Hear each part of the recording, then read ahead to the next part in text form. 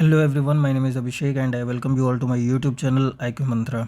और मैं आ गया हूँ लेकर आप लोगों के लिए एक और नई वैकेंसी, जो कि बहुत अच्छी वैकेंसी निकली है उत्तराखंड में। उत्तराखंड की यूके पीसीएस की जो अपर सबऑर्डिनेट क्लास की जो वैकेंसी होती है, उसका नोटिफिकेशन आ चुका है। इसकी एग्ज़ाम डेट पहले ही डिसाइड कर दी गई थी और उसका नोटिस पहले ही इनकी वेबसाइट पे दे दिया गया था। अभी इन्होंने डिटेल्ड जो नोटिफिकेशन है, जो एग्ज़ाम फॉर्म भरने की जो डेट है, फॉर्म भरने की जो लास्ट डेट है, और सारी जो भी जो वैकेंसी का डिटेल है, वो सारा अभी नोटिफिकेशन में इन्होंने विज्ञप्ति जारी कर दी है। तो देखते हैं इस वैकेंसी के बारे में, थोड़ा सा ओवरव्यू लेते हैं। यहाँ पर देख रहे हैं आप, उत्तराखंड लोक सेवा आयोग की ये वैकेंसी है। और इसमें जो एग्ज़ाम डेट है, प्रकाशन की तिथि जो है 7 मई, आज की डेट में इसकी जो ऑनलाइन फॉर्म है वो फॉर्म स्टार्ट हो चुके हैं। और जो लास्ट डेट है इसके फॉर्म भरने की, वो 27 मई डिसाइड की गई है। ठीक है, तो 27 मई आपकी लास्ट डेट है। 27 मई तक आपको फ़ीस भर के सब रेडी कर देना है। उसके बाद अगर आपको कोई संशोधन की ज़रूरत है इस फॉर्म में, अगर आपको लगता है कि कोई करेक्शन करना है, तो उसकी डेट दे रखी हुई है 3 जून से 12 जून के बीच में उसकी करेक्शन करने की डेट दे रखी हुई है। ठीक है, तो ये नोटिफिकेशन फिर से आपको मेरे जो टेलीग्राम ग्रुप है, आप IQ मंत्रा बाय अभिषेक सर टेलीग्राम ग्रुप है, उसमें आप इसकी नोटिफिकेशन भी डाउनलोड कर सकते हैं। वहाँ पर आप डिटेल नोटिफिकेशन इसका पढ़ सकते हैं। जो टेलीग्राम ग्रुप है उसका जो लिंक है वो मैं डिस्क्रिप्शन में, इसी वीडियो के डिस्क्रिप्शन में डाल दूँगा, वहाँ से आप लोग वहाँ तक पहुँच सकते हैं। अब आते हैं इसकी वैकेंसी पे। तो वैकेंसी इसमें 123 वैकेंसी इस बार इन्होंने निकाली हुई है और ये सारी चीज़ें आपको पढ़ लेना चाहिए। इसमें क्या क्या चीज़ें दे रखी हैं, ये चीज़ें आप पढ़ सकते हैं डिटेल में। जब आप एक बार इसका जब नोटिफिकेशन डाउनलोड करेंगे तो डिटेल में ये चीज़ें आप लोग पढ़ लीजिएगा, जिसकी जो जैसा है, जिसके अनुसार। जैसे यहाँ पर OBC प्रमाण पत्र और EWS प्रमाण पत्र के बारे में लिखा गया हुआ है, तो इसके बारे में आप भी यहाँ पर पढ़ सकते हैं। हम आते हैं यहाँ पर वैकेंसी की। तो वैकेंसी मैंने बताया हुआ था कि जो लास्ट डेट है ये वैकेंसी जो है 27 मई 2025 तक ऑनलाइन आवेदन यहाँ पर आप कर सकते हैं, लास्ट डेट। अब इन वैकेंसियों में क्या है कि कुछ इंपॉर्टेंट वैकेंसी, जैसे कि देखिए डिप्टी कलेक्टर है, पुलिस अधीक्षक है, वित्त अधिकारी है, तो अच्छे यहाँ पर 56,100 ग्रेड की वैकेंसी है। मतलब एक अच्छी रेपुटेटेड जॉब वाली वैकेंसी है, अपर सबऑर्डिनेट क्लास की वैकेंसी है। ठीक है, अच्छा, इसमें यहाँ पर देखिए वैकेंसी का ये जनरल का यहाँ पर वैकेंसी सीट दे रखी हुई है, EWS का है, OBC का है, SC ST का है। साथ ही यहाँ पर जो हॉरिजेंटल रिजर्वेशन होता है, यानी कि क्षैतिज और जो आरक्षण दिया जाता है, उसमें उत्तराखंड की महिलाओं का आरक्षण पे रखा है। तो उत्तराखंड की स्पेशली जो महिलाएं हैं उनको देखिए बहुत बेनिफिट यहाँ पर होने वाला है। ये सब जो आरक्षित और अनारक्षित, सबका कैटेगरी वाइज यहाँ पर इन लोगों ने मेंशन करके दे रखा हुआ है। तो ये चीज़ आप जो भी फॉर्म भर रहे हैं तो एक बार ज़रूर इसको पढ़ें। ये पूरा जो भी आपकी वैकेंसी है, इसमें कई सारी ऐसी वैकेंसी हैं, जैसे ये फ़ीचर लेखक, तो इसमें आपको ग्रेजुएशन के अलावा भी कुछ और ग्रेजुएशन भी चाहिए, तो कुछ स्पेशल फील्ड में ग्रेजुएशन चाहिए, वो भी हम आगे अभी डिस्कस करेंगे। तो ये चीज़ ज़रूर एक बार फॉर्म भरने से पहले एक बार ज़रूर देख लें सभी लोग जो भी इसका फॉर्म भर रहे हैं। इसके बाद यहाँ पर देखिए, मैंने बताया था कि रिक्तियों की कुल संख्या कितनी है, 123 है रिक्तियों की कुल संख्या। और ये घटाई बढ़ाई जा सकती हैं, ये सभी एग्ज़ाम में बोला जाता है कि ये जो वैकेंसी हैं वो फिक्स नहीं है, ये घटाई बढ़ाई जा सकती हैं। इसके बाद इसमें दिव्यांगता, जो फिज़िकल हैंडीकैप्ड हैं, तो उनकी जो कैटेगरी है वो यहाँ पर दे रखी हुई है। तो कैटेगरी वाइज जो भी जैसा है उसको अपनी अपनी कैटेगरी वाइज देख ले, क्योंकि अदरवाइज़ वो जो दिव्यांगता का सर्टिफिकेट लगेगा तो उसमें ये चीज़ें यूज़ होंगी। और साथ ही जो मेडिकल के लिए भी हैं, तो आँख का भी, जो कई लोगों की आँख है, कई लोगों की वर्णांधता है, यानी कि कलर ब्लाइंडनेस है, तो ये सब चीज़ें भी आप लोग ध्यान रखें। तो एक बार इसको डिटेल वे में ज़रूर पढ़ लें, जिनके में अगर ऐसी कोई चीज़ें हैं इन्वॉल्व हैं। अगर जो मेडिकली पूरी तरह से फिट हैं तो उनको कोई ज़रूरत नहीं है ये वाला, स्पेशली ये वाला टॉपिक देखने की। इसके बाद आते हैं पद का स्वरूप। इसमें देखिए यहाँ पर लिखा हुआ है कि 1 से लेके 5, 5, 6, 7, 8, 10, 14 एंड 23 तक के जो पद हैं वो राजपत्रित पेंशन विभक्त हैं। ठीक है, और इसमें ये डिटेल्स हैं कई सारे। उसके बाद अनिवार्य शैक्षिक अर्हता, शैक्षिक अर्हता में देखिए ये जो दे रखे हैं 1 2 3 6 7 8 9 11, ये जो है इसमें सिर्फ आपको एक ग्रेजुएशन की जो ज़रूरत है, सिर्फ ग्रेजुएशन की ज़रूरत है इसमें, और कुछ ज़्यादा ज़रूरी नहीं है। लेकिन जो बाकी के पद हैं, जैसे अभी ये देखिए सहायक निदेशक का पद है, लेखा परीक्षा अधिकारी का पद है, तो इसमें क्या चाहिए आपको, वाणिज्य में स्नातक की उपाधि चाहिए, ठीक है, या फिर इंस्टीट्यूट ऑफ चार्टर्ड अकाउंटेंट से चार्टर्ड अकाउंटेंट यानी कि सीए की आपको डिग्री आपके पास होनी चाहिए, सीए की उपाधि होनी चाहिए। ऐसे ये निबंधक है तो निबंधक में उसको देवनागरी लिपि की वो होनी चाहिए, और किसी भी निबंधक के पद पर सीधी भर्ती के लिए अभ्यर्थी के पास किसी मान्यता प्राप्त विश्वविद्यालय की विधि स्नातक की उपाधि होनी चाहिए, ठीक है। तो ऐसे कई सारे हैं, जैसे यहाँ पर देखिए गन्ना आयुक्त के लिए कृषि में स्नातक, तो ये डिफरेंट टाइप का है। एक होता है ग्रेजुएशन होना और एक होता है स्पेशल किसी फील्ड में ग्रेजुएशन होना, तो ये सब स्पेशल फील्ड में ग्रेजुएशन है, ठीक है। तो ऐसे ही कई सारी ये वैकेंसियाँ हैं, तो ये चीज़ें आप लोग एक बार देख लें किस किस वैकेंसी में आप लोग एलिजिबल हैं अप्लाई करने के लिए और किस वैकेंसी में एलिजिबल नहीं हैं। तो ये चीज़ें आप लोग गो थ्रू हो जाइएगा एक बार पूरी तरह से इससे। उसके बाद हम लोग आते हैं सीधा, अभी ये देखिए जैसे ये है बहुत अच्छी वैकेंसी है जिला पर्यटन विकास अधिकारी, तो इसमें क्या है कि आपको पर्यटन होटल मैनेजमेंट सामरिक संचार में स्नातक की उपाधि होनी चाहिए। तो ग्रेजुएशन इसमें भी मांगा है, लेकिन ग्रेजुएशन आपको स्पेशलाइज फील्ड में मांगा है। ऐसा नहीं है कि आप ग्रेजुएशन इन साइंस या किसी भी फील्ड में आपने बीए या बीएससी करके और ये वाली पोस्ट के लिए आप अप्लाई कर देंगे, तो ऐसा नहीं होगा। तो ये चीज़ें आप एक बार ज़रूर देखें कि किस फील्ड में आपको कहाँ बेनिफिट मिल सकता है, कौन से फॉर्म भर सकते हैं। इसके बाद हम लोग आते हैं अर्हता में सब बता ही दिया गया है कि आपको क्या क्या चीज़ें चाहिए। ये बेनिफिट आपको थोड़ा सा अधिमान दिया जाएगा, अधिमान मतलब आपको थोड़ा सा वेटेज दिया जाएगा इन चीज़ों का, आपको बेनिफिट मिलेगा इन चीज़ों का। तो उसमें क्या है, एक तो आपको प्रादेशिक सेना में 2 वर्ष की न्यूनतम अवधि तक आपने सेवा की हो, या फिर आपके पास एनसीसी का बी सर्टिफिकेट हो आपके पास, तो ये दोनों चीज़ें होनी चाहिए, तो आपको कुछ बेनिफिट मिलेंगे, ठीक है। और भी यहाँ पर कुछ और भी बेनिफिट दे रखे हैं, तो ये पर्टिकुलर जो पोस्ट हैं उसके अकॉर्डिंग ये बेनिफिट दे रखे हुए हैं। यहाँ पर भी देखिए ये कई सारे हैं, तो ये सब आप डिटेल वे में आप पढ़ सकते हैं। मैं मोटा मोटा जो यहाँ पर काम की चीज़ें हैं वो बताऊँगा, यहाँ तक का आपका बेनिफिट का। उसके बाद शारीरिक मापदंड में जो है पुलिस उपाधीक्षक पद के लिए पुलिस की जॉब है, तो जाहिर सी बात है यहाँ पर कुछ जो फिज़िकल फिटनेस है वो भी ज़रूरी है, फिज़िकल पैरामीटर्स भी चेक किए जाएंगे। तो जनरल कैंडिडेट के लिए ये हाइट का यहाँ पर चेक किया गया है, और जो जनरल कैंडिडेट में महिलाएं जो हैं उनका 152 सेंटीमीटर हाइट होनी चाहिए। अनुसूचित जनजाति के लिए 160 सेंटीमीटर, 147 सेंटीमीटर, पर्वतीय क्षेत्र में जो है वो ये उनकी 162 और 147 सेंटीमीटर की हाइट होनी चाहिए। यहाँ पर सीने की माप के लिए भी, सीने की माप सिर्फ पुरुषों के लिए है, ये याद रखें, ये महिलाओं के लिए नहीं है। तो ये अनुसूचित जनजाति और पर्वतीय क्षेत्रों वालों के लिए इतनी है, एक बार देख लें। बिना फुलाए और फुलाए ये मेडिकल टेस्ट होते हैं, पुलिस वाले में भी होते हैं, आर्मी वाले में भी होते हैं, तो उन लोगों को मालूम होगा। तो ये वाले टेस्ट आपको पास करने पड़ेंगे अगर आप रिटन क्वालिफाई कर लेते हैं उसके बाद, ठीक है। शारीरिक वजन केवल महिला अभ्यर्थियों के लिए शारीरिक वजन मिनिमम 45 केजी होना चाहिए, तो ये बहुत इंपॉर्टेंट चीज़ है, याद रखें 45 केजी का अपना वेट मेंटेन रखें। और दूसरी चीज़ है कि पुलिस सेवा में नियुक्ति के लिए जो आँख का जो पैरामीटर है, जो मेज़रमेंट है, जो आई विज़न होनी चाहिए वो 6/6 एक की होनी चाहिए, और दूसरी आँख का 6/9 होना चाहिए। ये बहुत इंपॉर्टेंट चीज़ है, तो ये ज़रूर याद रखें आप लोग कि यहाँ पर ये वाला पॉइंट बहुत इंपॉर्टेंट है, ठीक है। ये मैं हाईलाइट कर देता हूँ, ये वाला जो पॉइंट है ये आप लोगों को बहुत अच्छे से याद रखना है। अब इसमें भी जो बिना चश्मे के दाहिने हाथ से काम करने वाले अभ्यर्थियों के लिए दाईं आँख इतनी होनी चाहिए, और बाएं हाथ से काम करने वाले 6 इतना होना चाहिए, और जो दूसरी वाली है वो 6/9 होनी चाहिए।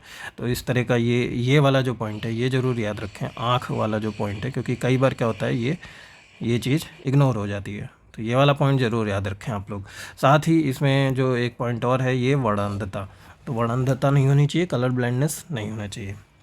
उसके बाद आते हैं आयु सीमा पे, तो आयु सीमा 21 साल से लेके 42 साल तक की आयु सीमा दे रखी हुई है। जो गणना का जो डेट निर्धारित की गई है वो 1 जुलाई 2025 निर्धारित की गई है। तो ये भी ध्यान रखें कि आप 21 साल से छोटे तो नहीं हैं, अगर छोटे हैं तो फिर आप ये फॉर्म नहीं भर सकते हैं। उसके बाद अधिकतम आयु की सीमा में जो छूट दी जाती है, जो सरकार के द्वारा जो छूट दी जाती है वही दी जाएगी। यहाँ पर जैसे लिखा हुआ है, उत्तराखंड के स्वतंत्रता संग्राम सेनानियों के लिए 5 वर्ष की छूट अनुमन्य है। साथ ही ऐसे दिव्यांग के लिए भी 5 वर्ष की छूट अनुमन्य है। जो अनुसूचित जाति हैं, उत्तराखंड के अन्य पिछड़ा वर्ग हैं, उनके लिए भी 5 साल की छूट अनुमन्य है। तो ये चीज़ें भी आपको इसमें दिख जाएंगी। आरक्षण की बात मैंने बताई दी थी। आरक्षण का जो नियम है वो आरक्षण के नियम यहाँ पे प्रदान किए जाएंगे। और सबके लिए, जैसे आरक्षण में मैंने बताया था कि महिलाओं के लिए एक स्पेशली आरक्षण की सीटें यहाँ पर रिजर्व हैं। ठीक है, आगे बढ़ते हैं यहाँ पर। तो आगे बढ़ने के बाद ये सारा पूरा आरक्षण का ही है। आरक्षण का ये सारी चीज़। राष्ट्रीयता आपकी इंडियन होनी चाहिए, राष्ट्रीयता का भी कोई बहुत बड़ा नहीं है यहाँ पर। उसके बाद ये वैवाहिक स्थिति और शारीरिक स्वास्थ्यता, ऑनलाइन आवेदन किए जाने की प्रक्रिया है। यहाँ पर ऑनलाइन आवेदन प्रक्रिया सब लोग जानते ही होंगे। आपको यहाँ पर वेबसाइट पे जाना है, वेबसाइट पे आप अप्लाई करेंगे। वहाँ पर अप्लाई करने के बाद रजिस्ट्रेशन फॉर्म आएगा, सबमिट करेंगे। उसके बाद कई जो स्टेप चलते जाएंगे, आपको हर एक डॉक्यूमेंट वहाँ पर अपलोड करने पड़ेंगे और प्रोसेस वाइज चीज़ें होती जाएंगी, आप उसको भरते जाएंगे। उसका भी अलग से एक यूट्यूब पे आप सर्च करेंगे how to fill the form, तो वो एक अलग से पूरा बना के मिल जाएगा आपको यूट्यूब पे ही। यहाँ पर फ़ोटो और साइन का ज़रूर ध्यान रखें, बहुत क्लियरली जो फ़ोटो और साइन इनके जो साइजेस दिए जाते हैं उसी साइज का ही रखें, नहीं तो फिर आपको बहुत परेशानी का सामना करना पड़ सकता है। अब आते हैं यहाँ पर, ये शुल्क की बात होती है। तो मेन अब यहाँ पर शुल्क के लिए जो जनरल कैंडिडेट हैं उनके लिए 166 रुपये है। उत्तराखंड के जो ओबीसी हैं उनके लिए भी 166 है। जो SC ST हैं उनके लिए आपको 76 रुपये का शुल्क है। और साथ में ये 76 रुपये का शुल्क है। और उत्तराखंड दिव्यांग के लिए 16 रुपये का है। और EVS के लिए भी EWS के लिए भी आपको 166 रुपये के हैं। उत्तराखंड के जो अनाथ बच्चे हैं उनके लिए कोई शुल्क नहीं है। तो ये देखिए, उत्तराखंड सरकार का एक बहुत अच्छा पहल है कि उत्तराखंड के जो अनाथ बच्चे हैं उनके लिए वो शुल्क नहीं ले रहे हैं। साथ ही यहाँ पर देखिए, यहाँ पर एक नोट लिखा हुआ है कि उत्तराखंड के स्वतंत्रता सेनानी, आश्रित उत्तराखंड महिला, उत्तराखंड पूर्व सैनिक, कुशल खिलाड़ी, उत्तराखंड राज्य आंदोलन अभ्यर्थी जिस वर्ग या श्रेणी में सामान्य या अन्य पिछड़ा के होंगे उन्हें उसी वर्ग हेतु निर्धारण शुल्क जमा करना होगा। तो यानी कि इनके लिए कोई अलग से, जो कुशल खिलाड़ी हैं या आंदोलनकारी हैं, इनके लिए कोई अलग से बेनिफिट नहीं है। तो जिस ये कैटेगरी में होंगे, अगर ये जनरल कैटेगरी में होंगे तो जनरल वाली फ़ीस देनी पड़ेगी, अगर ये OBC कैटेगरी में है तो OBC वाली फ़ीस जमा करनी पड़ेगी। तो उनके लिए कोई अलग से फ़ीस नहीं रखी गई है। यहाँ पर फिर परीक्षा हेतु जो निर्देश दिए गए हैं वो निर्देश हैं कि समय से आएँ, समय से जाएं और कुछ ऐसा अनवांटेड चीज़ें ना रखें। तो ये सारी चीज़ें ये आप पढ़ सकते हैं। जो यहाँ पर देखें, गलत उत्तरों के लिए दंड का प्रावधान जो किया गया है वहाँ पर भी देख लीजिए। प्रत्येक प्रश्न के उत्तर के लिए 4 विकल्प उत्तर के रूप में रहेंगे। अभ्यर्थी के द्वारा प्रत्येक प्रश्न के दिए गए एक गलत उत्तर के लिए 1/4 दंड के रूप में काटा जाएगा, यानी कि 1/4, यानी कि एक गलत होने पर 0.25 मार्क्स आपके काटे जाएंगे। ठीक है, तो ये चीज़ें आपको यहाँ से नेगेटिव मार्किंग का पता चल गया। मुख्य परीक्षा हेतु सभी जानते होंगे पैटर्न क्या है मुख्य परीक्षा हेतु का। और यहाँ पर एक चीज़ देखें, मुख्य परीक्षा है तो सामान्य श्रेणी के अभ्यर्थी से परीक्षा शुल्क 250 रुपये लिए जाएंगे। तो प्री का जब फॉर्म हो जाएगा उसके बाद मुख्य परीक्षा में जब आप जाएंगे तो वहाँ पर आपको ये एक एक्स्ट्रा शुल्क देना पड़ेगा। सबके लिए अलग अलग है, जैसे कि जनरल के लिए यहाँ पे 250 है, EWS के लिए 150 है, और SC ST के लिए एक भी 100 रुपये हैं। और वही चीज़ है, अनाथ बच्चों के लिए कोई शुल्क नहीं लिया जाएगा। दिव्यांग अभ्यर्थियों के लिए भी कोई शुल्क नहीं लिया जाएगा। और यहाँ पर देखिए एक चीज़ और दिया हुआ है कि जो भी आवेदन पत्र, प्रमाण पत्र और ये सब चीज़ें दे रखी हुई हैं, तो आवेदन ये अभ्यर्थी के द्वारा ऑनलाइन आवेदन के समय ही दावे गए के कमी या असत्यता पाई जाती है तो फिर उसकी जो भी उसका एप्लीकेशन है वो रिजेक्ट कर दिया जाएगा। तो ये चीज़ें नॉर्मल हैं। और जो जन्म तिथि है, जो इनकी जो एज होगी वो आपके हाई स्कूल प्रमाण पत्र के आधार पर निर्धारित की जाएगी। बाकी ये सब कई सारी चीज़ें हैं। अच्छा, एक चीज़ और, जो मुख्य परीक्षा है वो हल्द्वानी और हरिद्वार में ही की जाएगी, बाकी कहीं भी नहीं की जाएगी। जैसे देहरादून है और भी जो डिस्ट्रिक्ट है वहाँ पर नहीं होगी। तो मुख्य परीक्षा का याद रखें आप लोग कि हल्द्वानी और हरिद्वार के ही जो डिस्ट्रिक्ट है वहाँ पर आपको सेंटर दिया जाएगा। बाकी और भी कई सारी चीज़ें हैं, इसको आप डिटेल में पढ़ सकते हैं। जैसे एक मैं यहाँ पर देख पा रहा हूँ कि पेंसिल से लिखे गए उत्तरों को मूल्यांकन नहीं किया जाएगा। तो ऐसी कई सारी चीज़ें हैं। तो ये चीज़ें पढ़ लें एक बार। साक्षात्कार हेतु भी निर्देश दिए गए हुए हैं, यानी कि इंटरव्यू के लिए, तो इंटरव्यू के लिए भी निर्देश आप लोग एक बार पढ़ लें। तो ये निर्देश के सारे हो गए, ये सारी चीज़ें आप पढ़ लीजिए।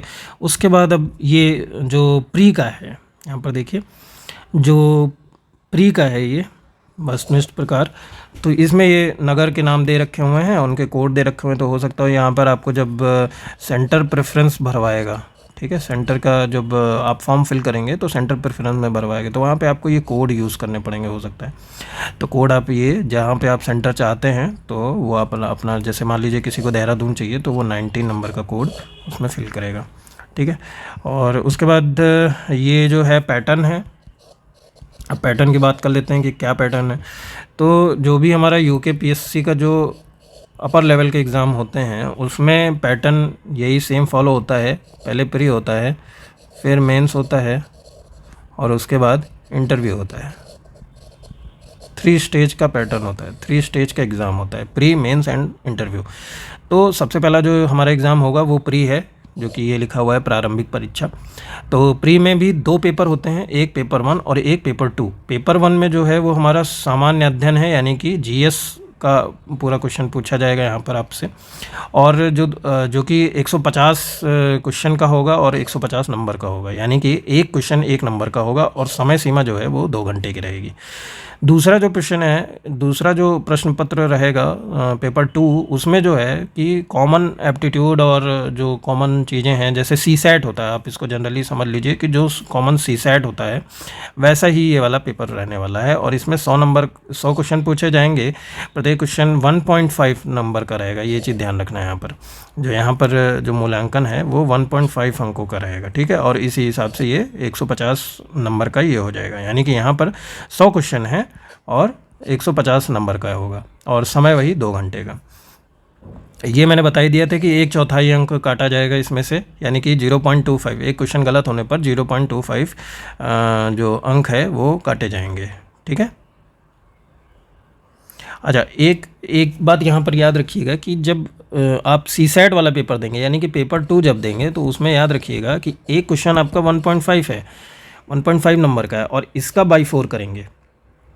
तो जब आप इसका बाई 4 करेंगे तो ये देखिए कितना बनेगा, ये 3/8, तो इतना नंबर काटा जाएगा इसका। तो ये चीज़ ज़रूर याद रखिएगा। ये लगभग आपका 0.3 के करीब जाएगा, ठीक है। तो इस तरह से इनमें माइनस मार्किंग होगी। तो माइनस मार्किंग जरूर याद रखें, जो नंबर है उसका प्रतिशत बोला जाता है, उसका मतलब उसका 1/1, जो भी नंबर हैं आपके उसका 1/4। अब ये मेंस जो परीक्षा है, मेंस का जो पैटर्न है उसमें देखिए 8 पेपर हैं। पहला हिंदी का है, दूसरा निबंध है, उसके बाद GS 1, 2, 3, 4 सब जगह ऐसे ही होता है। उसके बाद 2 पेपर स्पेशल उत्तराखंड के, और उसके बाद लास्ट में आपका जो तीसरा स्टेप है वो इंटरव्यू है। तो मैंने पहले ही बताया था कि 3 स्टेप हैं, एक आपका प्री है, दूसरा आपका मेंस है और तीसरा आपका इंटरव्यू है।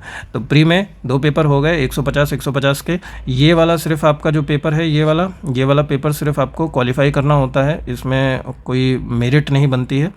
और जो ये वाला पेपर है इसके अकॉर्डिंग जो प्री की मेरिट है वो बनती है। दूसरा, इसके मार्क्स जुड़ते हैं। तो अब ये देखिए, ये हिंदी के 150 हैं, निबंध के 150 हैं, बाकी ये जो GS वाले पैटर्न है वो सबके 200 हैं। तो टोटल यहाँ पर 150 अंक का बनता है। अब ये इसी के बेस पर आपका मेंस का सिलेक्शन होगा, प्री के मार्क्स इसमें ऐड नहीं होते हैं। और इसमें फिर जब जो फाइनल मेरिट बनेगी इंटरव्यू के बाद की, तो इंटरव्यू आपका 150 अंक का होगा, और ये जब दोनों ऐड कर दिए जाएंगे तो 1650 अंक का होगा। और इसी के आधार पर आपकी जो मेन मेरिट बनेगी, जो जॉब का जो लिस्ट आती है, रिजल्ट आता है, वो इसी पर बनेगा। तो ये डिटेल आपका जो पैटर्न है वो मैंने आपको समझा दिया। अब इसमें भी डिटेल में आप जाएंगे तो हिंदी का आपको सिलेबस मिल जाएगा, निबंध में क्या चीज़ें हैं उसका सिलेबस मिल जाएगा, GS 1, 2, 3, 4 इसका सिलेबस मिल जाएगा, और जो उत्तराखंड स्पेशल पूछा जा रहा है GS 5 एंड GS 6 इसका पूरा आपको डिटेल वे में सिलेबस भी मिल जाएगा। तो उस सिलेबस के अकॉर्डिंग आपको ये पढ़ाई करनी है।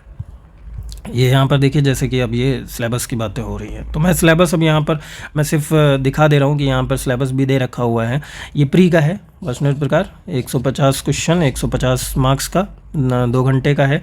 तो ये पूरा यहाँ पर देखिए, ये हिस्ट्री का सिलेबस दे रखा हुआ है, और उसके बाद ये ज्योग्राफी का सिलेबस दे रखा हुआ है, ये पॉलिटी का दे रखा हुआ है, ये भी पॉलिटी है, पॉलिटी का हो गया यहाँ पर, ये इकोनॉमिक्स का सिलेबस हो गया। तो यहाँ पर सारे कुछ सिलेबस यहाँ पर दे रखे हैं। ये साइंस एंड टेक्नोलॉजी का हो गया। उत्तराखंड स्पेशल का भी देखो इन लोगों ने अलग से दे रखा हुआ है। तो सबसे अच्छी बात ये है कि जो भी ये पूछ रहे हैं वो आपको यहाँ पर इन्होंने लिख के दे दिया हुआ है कि आप क्या पूछेंगे। जैसे यहाँ पर देखिए इन्वायरमेंट में है, तो इन्वायरमेंट में इन्होंने लिख दिया है कि कृषि समस्याएं पूछी जाएंगी आपसे, कृषि की विविधता पूछी जाएगी, यहाँ पर जैव विविधता पूछी जाएगी, पर्यावरणीय संकट जो है वो पूछे जाएंगे, मौसम का पूर्वानुमान, ये सारे टॉपिक्स जो हैं इससे रिलेटेड क्वेश्चन पूछे जाएंगे। तो ये बहुत अच्छी चीज़ है जो इन लोगों ने डिटेल वे में दे रखी हुई है।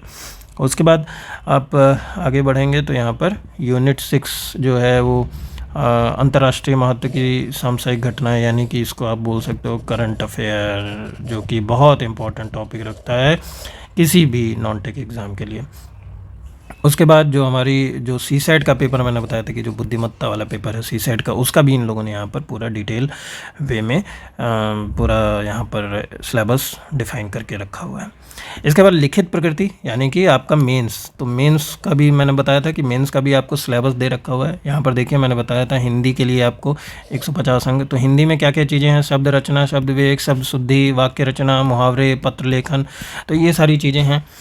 ये सारी चीज़ें आपको सिलेबस में दिख जाएंगी। तो जो सिलेबस है, सिलेबस से हटना नहीं है। सिलेबस अगर आपको ये यूकेपीएससी का एग्ज़ाम निकालना है तो सिलेबस से तो चिपक जाना है, सिलेबस पूरा चार्ट लेना है, सिलेबस पूरा ख़त्म कर देना है, सिलेबस के अलावा कुछ पढ़ना भी नहीं है। निबंध का भी देखिए ऐसे ही, निबंध का भी यहाँ पर पूरा ये दे रखा हुआ है। उसके बाद GS1 के टॉपिक दे रखे हुए हैं। ये आपका GS2 का टॉपिक हो गया, ये आपके GS3 के हो गए, ये GS4 के टॉपिक हो गए। GS5 का भी देखिए टॉपिक यूके स्पेशल का जो है वो दे रखा हुआ है, और GS6 का भी टॉपिक पूरा स्पेशल पूरा दे रखा हुआ है यहाँ पर। इसके बाद ये तो हिंदी में था, और वही सेम चीज़ है यहाँ पर नोटिफिकेशन में आपको ये सारी चीज़ें इंग्लिश में भी मिल जाएंगी। आप अगर इंग्लिश के विद्यार्थी हैं, इंग्लिश मीडियम के विद्यार्थी हैं, तो आप इंग्लिश में भी पढ़ सकते हैं। आप हिंदी माध्यम के विद्यार्थी हैं तो आप हिंदी का तो मैंने बता ही दिया। सेम चीज़ें हैं, वही सारी चीज़ें सेम हिंदी में और उसमें भी हैं। इसके बाद ये कुछ जैसे जिनके जो सर्टिफिकेट लगाए जाएंगे, जिनका जो निवास प्रमाण पत्र है, जैसे या आय प्रमाण पत्र है, या EWS सर्टिफिकेट है, या OBC certificate, SC ST certificate, जो भी टाइप के सर्टिफिकेट हैं, तो उनके प्रारूप दे रखे हुए हैं। इस प्रारूप में आपको करवाना पड़ेगा, अगर नहीं है तो आपको करना पड़ेगा। जैसा कि इसमें मेन दिया हुआ है कि आदेश है 1950, और यहाँ पर अनुसूचित जनजाति उत्तर प्रदेश आदेश 1967। तो ये चीज़ ज़रूर है। तो इस प्रारूप में ही आपका जो सर्टिफिकेट है वो होना चाहिए। पुनर्गठन अधिनियम 2000 के अंतर्गत उत्तराखंड में लागू है, तो यही उत्तर प्रदेश पुनर्गठन अधिनियम 2000 के अंतर में ये वाला प्रारूप है, यही वाला लगेगा। अब यहाँ पर देखिए ये जो है OBC वर्ग के लिए है, ये वाला स्वतंत्रता सेनानियों के लिए हैं, ये दिव्यांगजनों के लिए हैं, और ये वाला जो कार्यालय प्रमाण पत्र निर्गत कार्यालय का है ये, ठीक है। तो ये सारे कई तरह के जितने तरह के भी हैं यहाँ पर, हर तरह के यहाँ पर प्रारूप दे रखे हुए हैं। तो ठीक है, यहाँ पर आपको इस नोटिफिकेशन के बारे में जितना जो भी हो सकता था मैंने सब यहाँ पर बता दिया है। जितना जल्दी हो सके इसका फॉर्म भर लें, और 27 मई हालांकि लास्ट डेट है, लेकिन कोशिश करें कि आप जल्दी फॉर्म भर लें ताकि आपके मन मुताबिक सेंटर अलॉट हो, ठीक है। तो ऐसे ही और भी कोई जॉब अपडेट, अच्छी जॉब अपडेट आएगी तो मैं ज़रूर उसके लिए वीडियो बनाऊंगा। और इसमें भी आप अगर आपको कोई डाउट है, कोई परेशानी है, या कुछ भी पूछना है, तो आप कमेंट सेक्शन में अपना मैसेज डाल सकते हैं और उसका मैं रिप्लाई ज़रूर करूँगा, ठीक है। तो यहीं पर मैं इस वीडियो को ख़त्म करता हूँ। थैंक यू, एंड सभी लोग अपना ज़रूर ध्यान रखें, और चैनल को सब्सक्राइब नहीं किया है तो चैनल को सब्सक्राइब कर लें।